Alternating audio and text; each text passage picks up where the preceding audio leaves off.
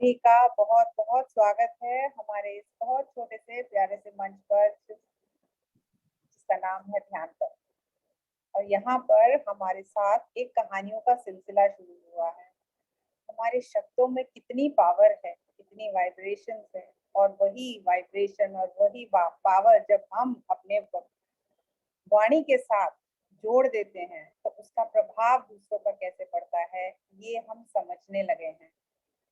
तो अपनी वाणी में हमने मधुरता लानी है, प्यार लाना है, प्रेम लाना है। इसी तरह से अपने शब्दों की तरफ भी ध्यान देना है कि हम किस तरह के शब्दों का प्रयोग कर रहे हैं। और जैसे जैसे हमें उसकी समझ आती रहेगी, हमारे अंदर हमारे ही शब्द समाते रहेंगे, तो हमारा जीवन और भी आनंद से भरता चला जाएगा और सुकून हर तरफ हमें मिलेगा भी और हम बांटेंगे भी। और यही सुकून, प्रेम, आनंद जिसके साथ हम जुड़ते चले जा रहे हैं कहानियों के माध्यम से। और रोज एक कहानी प्यारी सी हमारे साथ लेकर आती है अविनाश जी, जो कहानी भी सुनाती हैं और उसके साथ जुड़ा हुआ उसका भावार्थ भी बताती हैं।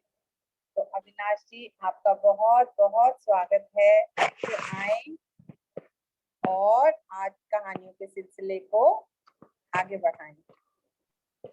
धन्यवाद रूबी जी, और ध्यान पथ के सभी साथियों को मेरा प्रणाम और आत्मवंदन।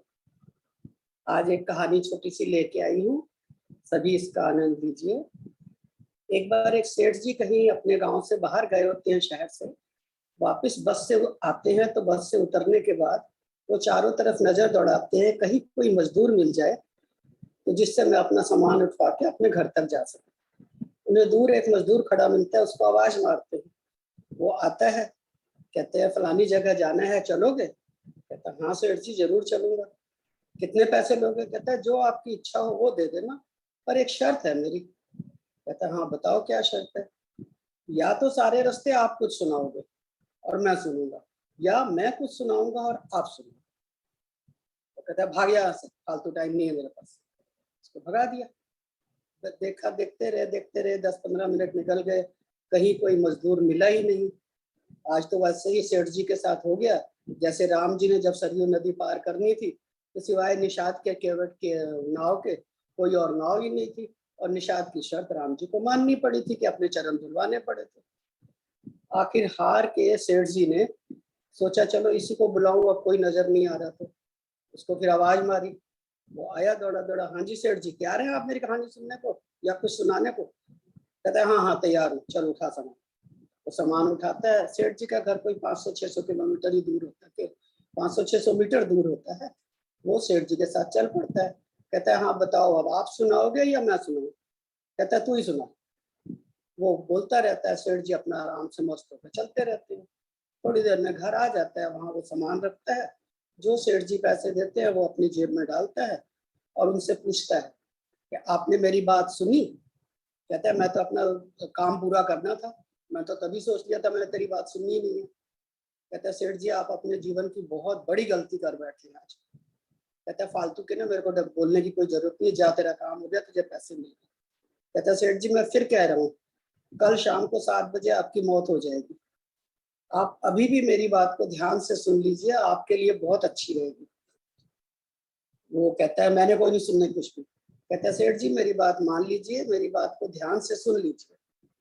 तो थोड़ा सा सेठ के मन में वो गंभीर भी हो गया कि भाई कह रहा है मरना है, तो मरना तो है ही, इतना पीछे पड़ा हुआ, चल इसकी बात सुन लेता हूँ। साथ ही उसको कहता है जब मैंने मरना है तो मरना ही है, फिर तेरी बात सुन के मैं क्या कर लूंगा? 24 घंटे में कौन सी ऐसी तेरी बात से मुझे फायदा होगा? कहता है आप सुन तो लीजिए, याद तो रख लीजिए, फायदा होगा या नहीं होगा ये आप बाद में सोचिएगा। सेठ कहता है चल तू सुना, अब मैं बहुत ध्यान से सुनूंगा। वो कहता है कल आप जैसे 7 बजे मरोगे, आपको यमराज ऊपर लेके जाएगा और अपने जो लोक में ले जाके वो आपसे ये पूछेगा कि तू पहले पाप का फल भुगतेगा या पुण्य का फल भुगतेगा। आप उसको ये जवाब देना कि मैं पाप का फल भुगतने को तैयार हूँ, लेकिन उससे पहले मुझे पुण्य का जो फल है वो मैं अपनी आंखों से देखना चाहता हूँ कि वो है क्या। यमराज कहता है ऐसे कैसे होता है? कहता है जी जब मैं आपने मेरे से पूछा तो मैंने अपनी इच्छा बता दी, अब आपको पूरी करनी चाहिए। धरती पे तो अन्याय होता है, लोग कह के मुकर जाते हैं, कोई बात पूरी नहीं करते हैं, क्या यहाँ पे भी अन्याय होता है? आपने पूछा और आप मुझे जवाब नहीं देंगे। यमराज कहता है बात तो ये ठीक कह रहे हैं, तो हमारे लोग की भी निंदा हो जाएगी। तो 2 मिनट सोचता है, उसको कुछ हल नजर नहीं आता कि हमारे पास तो ऐसा कोई प्रावधान ही नहीं है कि हम किसी चीज का फल दिखा दें।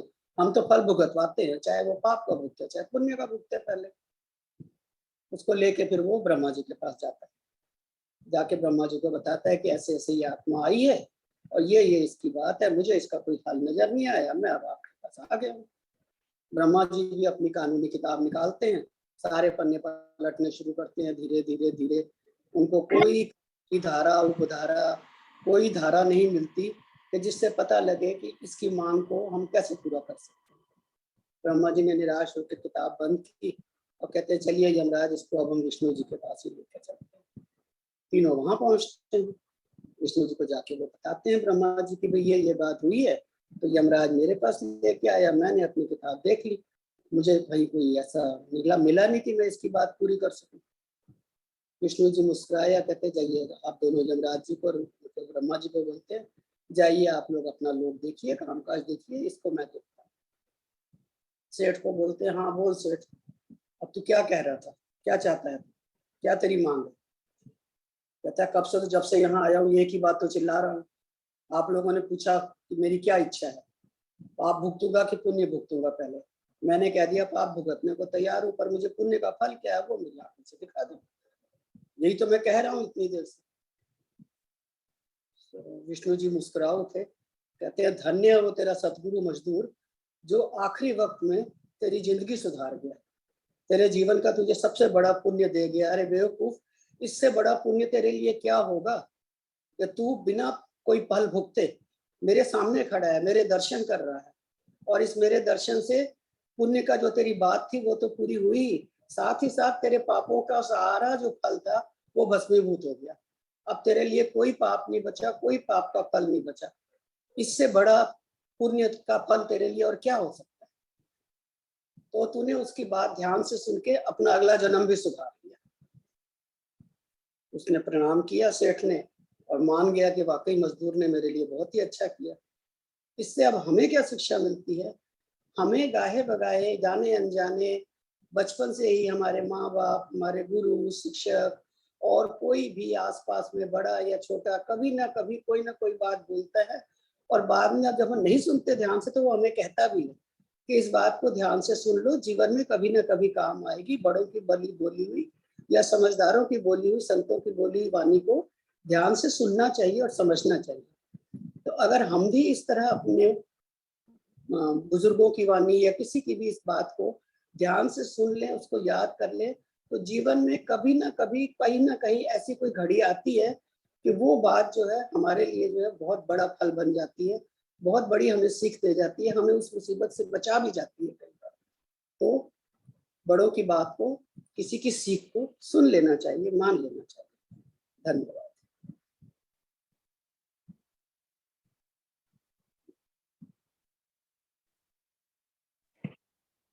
बहुत ही सुंदर, बहुत ही अद्भुत कहानी है ये। इस ब्रह्मांड के हर कण में कोई ना कोई ज्ञान है ही है, और हर कोई चीज, हर कोई अनुभव जो हमारी लाइफ में आता है वो हमारे लिए कोई ना कोई संदेश लेकर ही आ रहा है, किसी कारण से ही आ रहा है। तो आइए आज से हम अपना ये संकल्प करते हैं कि अपने लाइफ में आने वाले हर अनुभव के लिए, हर ज्ञान के लिए सारे दरवाजे खोल देते हैं और उन्हें स्वीकार करते हैं, और जो भी रेजिस्टेंस आ रही है किसी भी वजह से उसको अपने आप से जाने देते हैं। थैंक यू अविनाश जी, एक बहुत ही सुंदर कहानी आपने आज हम सबके साथ शेयर की है। तो दोस्तों, इसके लिए बहुत बहुत प्रणाम।